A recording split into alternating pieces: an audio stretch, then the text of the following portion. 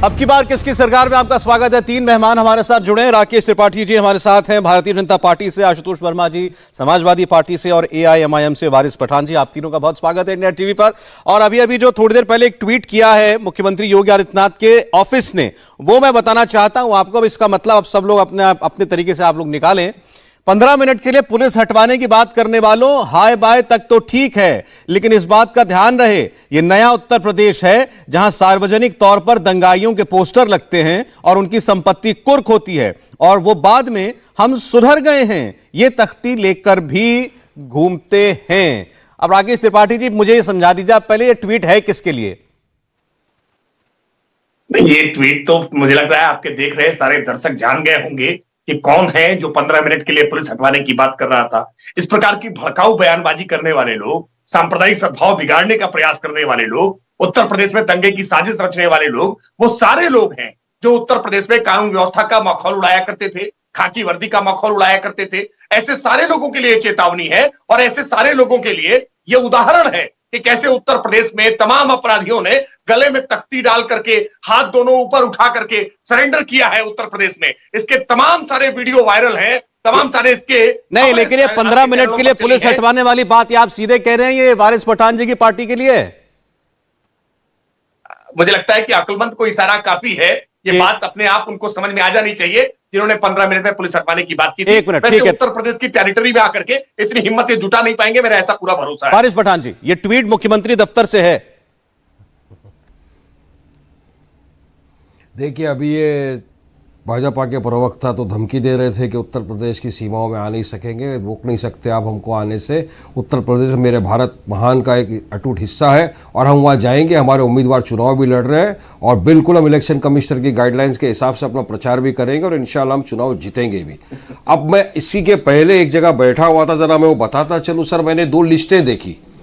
Anchor ने 2 लिस्टें बताई। एक तरफ बीजेपी की सरकार की लिस्ट थी, एक तरफ समाजवादी की लिस्ट थी। ऐसा लग रहा था गैंगस्टर वर्सेस गैंगस्टर की फाइट होने वाली है वहां पर। एक जगह पर दिखा रहा है कि ये आदमी के ऊपर 100 केस है, 50 केस है, दूसरी तरफ दिखाया जा रहा है कि 85 केस है, 70 केस है। ऐसा लग रहा है सौरभ भाई कि यहाँ पर ईगल गैंग वर्सेस बिच्छू गैंग का फाइट हो रहा है। तो क्या इनको कोई सीधा साधा सौरभ भाई जैसा प्रत्याशी नहीं मिलता जो उत्तर प्रदेश के अंदर जाके चुनाव लड़े, जीते जाए? हालांकि चांसेस तो कम है ये लोगों के जीतने के। तो ये ध्यान भटकाने के लिए इनके पास कोई मुद्दे नहीं बचे, कोई अच्छे आदमी नहीं मिल रहे इनको, प्रत्याशी इस तरह का ये कर रहे और पूरा ढिकरा हमारे ऊपर। अब बताइए 80 बनाओ 100 किसने, 80 वर्सेस 20 किसने कहा था? उसके खिलाफ क्या आपने कर लिया? अगर यही अल्फाज 80 वर्सेस 20 की फाइट है वारिस पठान ने बोल दिया होता तो अब तक ये सब लोग मिलके मुझे एंटी नेशनल घोषित कर देते, मुझे पाकिस्तान का टिकट दे देते। ठीक है, मगर योगी के लिए सब सफाई देने के लिए बैठ गए।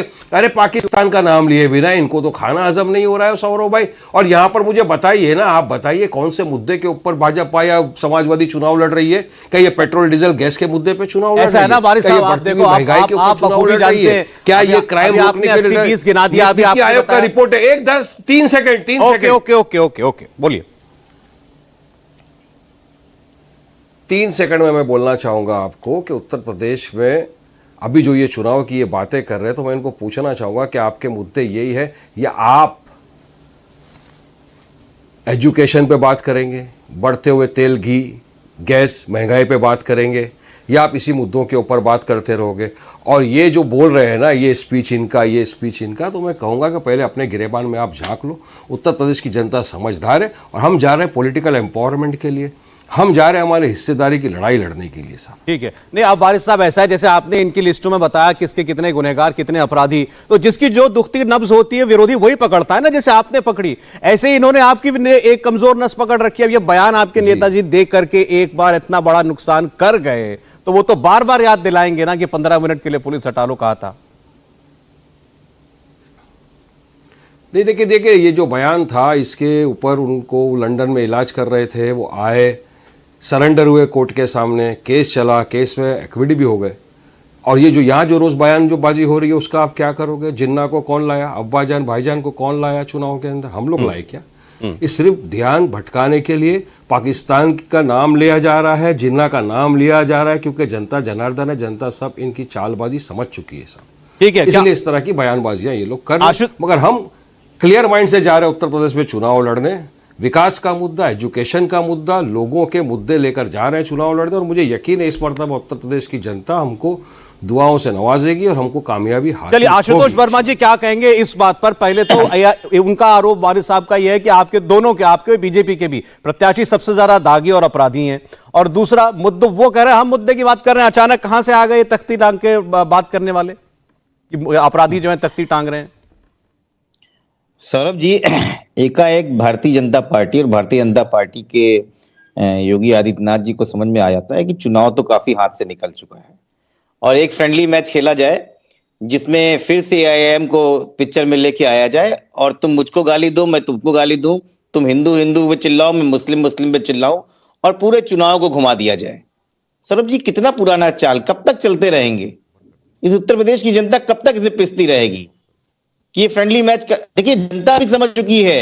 योगी आदित्यनाथ के पिछले 5 दिन के 5-6 दिन के आप ट्वीट निकाल लीजिए, सिर्फ हिंदू मुस्लिम के अलावा अगर कोई भी ट्वीट किया हो इन्होंने, कोई ट्वीट किया, मैं कहता हूं आपकी टीम से, आपकी पीआर टीम सुन रही होगी मुझे, 5 दिन के लगातार ट्वीट निकाल, वो तो हर सुबह ट्वीट कर देते हैं इस तरीके का। आजकल तो वो तमंचाबाज ज्यादा कह रहे हैं। हाँ, आजकल तमंचाबाज निकाल रहे हैं, कभी अब्बा जान निकालेंगे। कहना ये हताशा भरे एक मुख्यमंत्री कहानी है, जो मुख्यमंत्री पिछले 5 साल पे ये टोक टोक के कह रहा था कि मैंने भी एक्सप्रेस वे बना दिया, मैंने भी ये कर दिया, मैंने भी वो कर दिया, फलाना कर दिया, धमाका कर दिया। वो जब चुनाव में जाता है तो उसको जो है वो 15 मिनट की पुलिस याद आती है, वो 80-20 याद आने लगता है, तमंचावादी याद आने लगती है, समाजवादी पार्टियों की लिस्ट के टिकट किसको दिया ये। अरे आपने क्या किया है? आप अपने काम पे लेके जाओ ना। उत्तर प्रदेश की जो जनता है इन सब चीजें आगे बढ़ चुकी है और लगातार इनसे और चिढ़ती हुई चली जा रही है। मैं इनको सलाह देता हूं, एक फ्री की एडवाइस है, ये करना बंद कर दो, जो काम है वो बता दो, असल में किया है कि नहीं किया है। जनता बहुत है, जनता माफ करके कुछ सीटें दे देगी विपक्ष में बैठने लायक, वरना जनता ने जो माहौल बनाया है कि अभी पता चला है कि उत्तर प्रदेश के मथुरा के एमएलए जो है गांव में गए घुसने, उनको भगा दिया गया। बागपत के बीजेपी के प्रत्याशी उन्होंने ग्रामीणों ने दौड़ा लिया गया। ये रोज की आम घटना हो गई उत्तर प्रदेश में, उप मुख्यमंत्री को भगा दिया गया वहां से। आप सोच रहे हैं स्थिति क्या है? ठीक है, ये है, इसको कहते हैं अंडर करंट, ये खतरनाक है। भारतीय जनता पार्टी इसको समझ नहीं रही है, अजीब अहंकार में घूम रही है, तमंचावादी, अब्बा जान, दुनिया जान, इससे क्या मिलने वाला है? ठीक है राकेश त्रिपाठी। देखिए सौरभ जी, एक फिल्म आई थी gangs of Wasseypur. Gangs of Wasseypur में एक डायलॉग है कि सबका बदला लेगा तेरा फैजल। ऐसा ही आज डायलॉग समाजवादी पार्टी के आदिल चौधरी दे रहे हैं, चुन चुन करके बदला लेंगे हमारी सरकार आ जाएगी।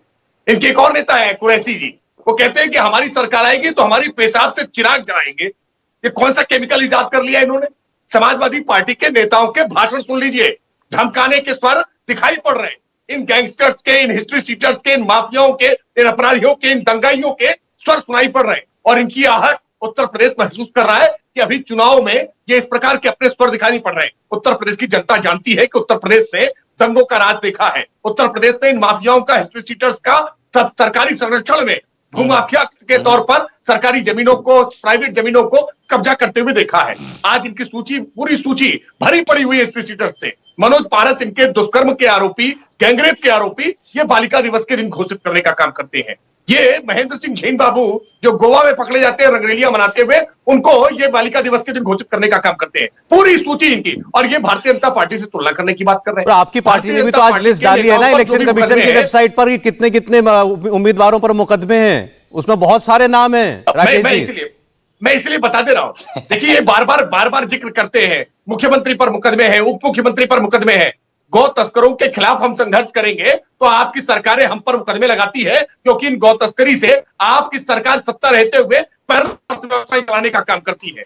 आप तो खाकी वर्दी पर भी गोली चलवा देने का काम करते हैं जब आपकी सरकार रहती है। क्या मनोज मिश्रा की शहादत नहीं हुई है? आप तो जवाहर बाग को कब्जा कराते हैं अपनी सरकार के रहते हुए, और जब खाकी वर्दी उसको छुड़वाने के लिए जाती है तो किस प्रकार से मुकुल द्विवेदी जी की हत्या होती है एसपी की, ये उत्तर प्रदेश भूला नहीं है। आप उत्तर प्रदेश में भारतीय जनता पार्टी के अच्छा, एक सेकंड, जो भी मुकदमे आपकी सरकार के कार्यकाल में लगाए गए एक पॉलिटिकल मोटिवेटेड मुकदमे रहे हैं। अब ये तो दोनों लोग कहते हैं, राकेश त्रिपाठी जी, ये बात तो दोनों कहते हैं कि इन पर मुकदमे आपने लगाए तो पॉलिटिकली मोटिवेटेड और वाइस वर्सा। इस पर तो अब चलिए अब देखते हैं, अब जब अदालतें फैसला कर देंगी तभी कुछ पता चलेगा। लेकिन वारिस पठान हमारे साथ दोबारा जुड़े हैं। मेरा आशुतोष जी से सवाल है, जो बात ये अभी कह रहे थे उस पर, जिन्ना को चुनाव में कौन लाया, आप पाकिस्तान की बात किसने की, आपने दोनों बातें अखिलेश यादव जी ने की, और आरोप आप लगाएं AIMIM के ऊपर कि ये मुसलमान करेंगे और राकेश त्रिपाठी हिंदू हिंदू करेंगे और ऐसे चुनाव लड़ेंगे। भाई लाए अब ये सारे एलिमेंट आप लेके आए चुनाव में।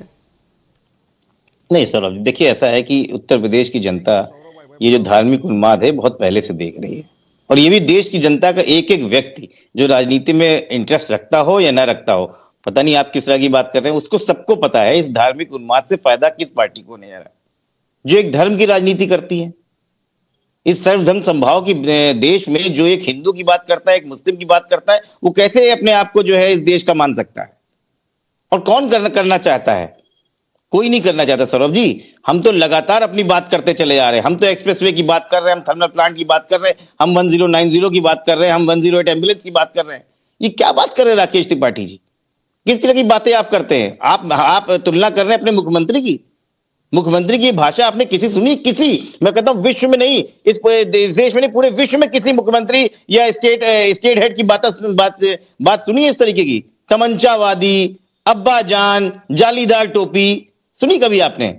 शर्म आती है कभी कभी कि इस तरीके की भाषा नेता बोल रहे हैं और स्टेट के हेड बोल रहे हैं। शर्म नहीं आती है कि वो करने क्या जा रहे हैं? 5 साल में पूरे देश को निचोड़ा, पूरे प्रदेश को बर्बाद किया, और बात कर रहे हैं आप पुलिस व्यवस्था की। आप ही की पुलिस का IPS आज तक फरार है। पूरे इतिहास में कभी ऐसा नहीं हुआ। आप ही की पुलिस है जो बेचारे योगी अब ये बात तो साफ हो चुकी है। देखिए अब ये इसकी हकीकत चुनाव में पता चल जाएगी, लेकिन एक बात आप बिल्कुल आशुतोष जी साफ हो चुकी है, वारिस पठान साहब के पास जा रहा हूं, कि यूपी में बीजेपी और योगी आदित्यनाथ ये चुनाव लॉ एंड ऑर्डर पर लड़ना चाहते हैं, और जाहिर है वो ये बताएंगे कि पिछली सरकारों में बहुत ज्यादा गुंडा राज होता था, और ये भी ठीक है कि वो ये भी बताएंगे कि उसमें से अधिकांश बड़े गैंगस्टर और अपराधी मुसलमान होते थे। वारिस पठान। देखिए सौरभ भाई, अभी मैं सुन रहा था, मैं ज़रा बताता चलूँ। अपने बी टीम की बात की, एक एग्जांपल मैं आपको बता रहा हूँ। अभी एक फ़ोटो आया था, बीच में वायरल हुआ था, सब तरफ आपके पास भी होगा। मोहन भागवत बैठे हुए हैं मुलायम सिंह साहब के साथ। वो बी टीम नहीं है। अगर सोच लो, फ़र्ज़ मान लो, अगर उस जगह पे मैं पीछे कहीं फ्रेम में भी होता वारिस पठान, तो मुझे कितना बड़ा बी टीम सी टीम बोल के इन लोग अभी तक का तो देश से बाहर भेज दिया होता मुझे। अब सुनील सिंह नाम का एक व्यक्ति जिसने कहा था कि मुसलमान की औरतों को कब्र से निकाल के उनका रेप करना चाहिए, बलात्कार करना चाहिए, आज वो जाकर अखिलेश यादव की गोद में बैठ गया, तो क्या वो दूध से धुल गया? कि समाजवादी पार्टी बन गई है क्या एक वॉशिंग मशीन के, जो जाता है वहाँ पे क्रिमिनल दूध से धुल के साफ हो जाता है, और फिर इल्ज़ामात हमारे पे लगाने का? देखिए, खुद में इनमें हिम्मत ताकत नहीं है लोगों के जवाब देने की, इनमें हिम्मत ताकत नहीं है भाजपा को हराने की, तो ये पूरा ढिकड़ा जो है हमारे सिर के ऊपर डाल देते। चलिए मैं इनको पूछता हूँ, आशुतोष वर्मा साहब यहाँ पर बैठे। आशुतोष जी, अगर आपकी सरकार सत्ता में आती है समाजवादी की, तो क्या आप किसी को उप मुख्यमंत्री मुसलमान को बनाएंगे? हाँ या ना में जवाब दीजिए। चलिए आप जवाब दीजिए मेरी बात का। देखिए सौरभ जी, अगर आप कहेंगे तो मैं जवाब दे सकता हूं। दे दीजिए, आप दीजिए। हाँ, देखिए पहले तो वारिस पठान जी ये बताएं कि उप मुख्यमंत्री की संवैधानिक वैधता क्या है? आप हमारे ख्याल से, मुझे लगता है वकील भी हैं, क्या संवैधानिक वैधता है? आप बताइए। संविधान में कहीं पे नहीं, बिल्कुल नहीं। चीफ मिनिस्टर की क्या? Chief minister is a state, तो आप मुख्यमंत्री बनाने वाले नहीं है संवैधानिक। केशव प्रसाद मौर्य साहब जो अभी बैठे हुए, वो क्या संविधान की शपथ लेके बैठे हैं या किस चीज की शपथ लेके बैठे हैं? चलिए बताइए मुझे। कैबिनेट मंत्री हैं। महाराष्ट्र के अंदर तो समाजवादी पार्टी ने समर्थन दे दिया है शिवसेना को। आपकी पार्टी ने शिवसेना को समर्थन दे दिया है, जिसने मुसलमानों को गालियां दे दे के सत्ता हासिल की है, सेकुलरिज्म के नाम पे वोट लिया और जाके शिवसेना की गोद में बैठे हैं, और वहां पे उप मुख्यमंत्री भी है अजीत पवार। तो क्या आप उसकी कोई वैल्यू है या नहीं है? चलिए आप लेटर लिखिए शिवसेना के लीडर को, उद्धव ठाकरे साहब को, सीएम साहब को, और कहिए कि निकालिए इनको मुख्यमंत्री से। है ताकत, हिम्मत? चलिए बताइए। लिखेंगे आप अभी के अभी लेटर बैठिए मुख्यमंत्री उद्धव ठाकरे को कि उप मुख्यमंत्री का कोई संवैधानिक ये पावर नहीं, निकालो उसको। मैं बता रहा हूं आशुतोष जी बहुत विद्वान व्यक्ति है और बड़े चतुर प्रवक्ता हैं। एक टेक्निकलिटी बता करके वो बच निकल गए इस सवाल से। वो ठीक कह रहे हैं, उप मुख्यमंत्री की संविधान में ऐसी कोई अलग से डेफिनेशन नहीं होती है। एक कैबिनेट मंत्री होता है, जैसे वो मंत्री पद की शपथ ली जाती है तो वो भी वैसे ही मंत्री होते हैं। लेकिन आप क्यों झूठे दिलासों में फंसे हुए हो? लेकिन आशुतोष जी एक मिनट, नहीं, लेकिन डिप्टी सीएम की हैसियत, 10 सेकंड में जवाब देता हूं। डिप्टी सीएम की हैसियत कैबिनेट मिनिस्टर से बड़ी होती है, यह बात सही है? क्यों नहीं है बताइए। बताइए जवाब। अब देखिए सौरभ भाई, नहीं, देखिए हमने ऐसा है, भागीदारी देखिए ऐसा है ना, परिवर्तन मोर्चा देखिए का सुनिए। अनाउंसमेंट किया, जिसमें कुशवाहा साहब है, मुझे सवाल किया है, वामन मिश्रा साहब हमारे साथ में जुड़े हुए हैं। हमने कहा कल ही कि अगर हम सरकार सत्ता में आते हैं तो हम पहले 5 साल में 2 मुख्यमंत्री बनाएंगे, जिसमें एक ओबीसी का होगा, एक हमारा दलित भाई होगा, और 3 उप मुख्यमंत्री होंगे, जिसमें एक मुसलमान होगा। हमने तो अनाउंस किया, ऐलान किया कि आप में इतनी हिम्मत ताकत है नहीं है, क्योंकि आपको 20% मुसलमानों के सिर्फ वोट लेना है, जो इतने बरसों से आप लेते आ गए, मगर आप में इतना ये नहीं है कि आप उसको उप मुख्यमंत्री बनाओ। जिसका मैं आपको एग्जाम्पल दे रहा हूं सौरभ भाई, कल भी मैंने बताया था कि एक बस में अखिलेश यादव बैठे हुए हैं, एंकर लेडी उनको सवाल पूछ रही है, वो जवाब दे रही है, देखिए आप भी हिंदू, मैं भी हिंदू, ये भी हिंदू, वो भी हिंदू, पीछे बैठा हुआ हिंदू, यहाँ खड़ा हुआ हिंदू, सारे के सारे हिंदू हैं, तो मुसलमान कहाँ है? मुसलमान ठीक क्या है, सिर्फ आपकी अब बस जरा में उनको धक्का जवाब देने के लिए देने दीजिए, रहेगा? वारिस क्या पठान मुसलमान साहब। आपके लिए दरी बिछाने के लिए उनको जवाब रहेगा? देने दीजिए। आपने शोषण किया है मुसलमानों का, इसका आपको खामियाजा भुगतना अच्छा पड़ेगा इस आशुतोष चुनाव जी, के अंदर। आप लोग इनको बी टीम बोलते हैं बीजेपी की, उसका मतलब यही है कि बात देखिए कैसे जंग चल रही है कि ये जो है फायदा पहुंचाने आए बीजेपी को, फायदा इस तरीके से ही होगा, या तो ये कहने से पोलराइजेशन होगा, या इससे होगा कि ये मुसलमान का वोट जो है वो कुछ काटेंगे। दोनों ही बातें आपको नहीं सूट करती हैं। तो इन जो बार बार ये कहते हैं कि तुम एक बार अनाउंस कर दीजिए आप कि हम मुसलमान को डिप्टी सीएम बनाएंगे, इनके सारे औजार धरे के धरे रह जाएंगे, ये डिफेंसलेस हो जाएंगे, आप कुछ बोल ही नहीं पाएंगे आप पे। सौरभ जी, मुझे लग रहा है थोड़ा वीडियो प्रॉब्लम। देखिए सौरभ जी, मैं आपको ये एक बात बहुत सुनिश्चित कोई बात, करने आप बोलिए उनका वीडियो नहीं है, लेकिन ये लाइव हाँ। बोल रहे हैं हमारे साथ आशुतोष जी। समाजवादी पार्टी की बहुत साफ सुथरी सोच है कि उत्तर प्रदेश के मुख्यमंत्री के रूप में हम अखिलेश यादव जी को 10 मार्च में उनको जो है शपथ दिलाने जा रहे हैं, नंबर 1। नंबर 2, इस 24 करोड़ की जनता में चाहे हिंदू हो, चाहे मुस्लिम हो, चाहे सिख हो, चाहे ईसाई हो, उसकी चिंता करना समाजवादियों का काम है। अखिलेश यादव के नेतृत्व में काम ये होगा। कैबिनेट में कौन मंत्री बनेगा, कौन उपमंत्री बनेगा, ये सब हाइपोथेटिकल क्वेश्चन है, और ये वारिस पठान और राकेश त्रिपाठी जी के लिए अच्छा है। इस बात पे कम से कम खुश रहे। इस तरह के हाइपोथेटिकल क्वेश्चन का जवाब देना मुझे नहीं लगता है किसी प्रवक्ता के लिए समझदारी की बात है कि हम उसको बनाएंगे कि नहीं बनाएंगे। भाई पहले आप लड़ाई लड़िए ना, लड़ाई लड़के जीत के जब हम आएंगे तो हम बताएंगे क्या करना है। देखिए ये सब चीजें इस तरीके की, इसीलिए कहता हूं कि बी टीम कौन है, क्यों बनाते हो आप? यही से पता चलता है। नहीं, मैनिफेस्टो क्योंकि पुरानी चीजें हम लोगों ने कर चुकी है, वो सबके पास उसके हिसाब से करते हैं। नेताजी किसके साथ बैठे थे, और ये जो अखिलेश साहब ने कहा, ये क्या उसी का नतीजा तो नहीं है कि नेताजी बैठ गए मोहन भगवत के साथ, अखिलेश जी हिंदू हिंदू कर रहे, तो आरएसएस का आइडियोलॉजी माइंड में तो घुस गया है ना। अरे आपने 2012 के घोषणा पत्र में अखिलेश बाबू ने क्या कहा था कि अगर हम सत्ता में आए तो मुसलमानों को 16% आरक्षण देंगे, जॉब में और एजुकेशन में देंगे। बोला था या नहीं बोला था? बोला था, दिया क्या? अरे तो आप सिर्फ बयान एक सेकंड, आप वारिस पठान और आशुतोष वर्मा की बहस हो रही है, इस बहस में सीएम बनना है। मुझे इस बहस से सबसे ज्यादा खुश राकेश त्रिपाठी दिखाई दे रहे हैं। क्यों राकेश जी?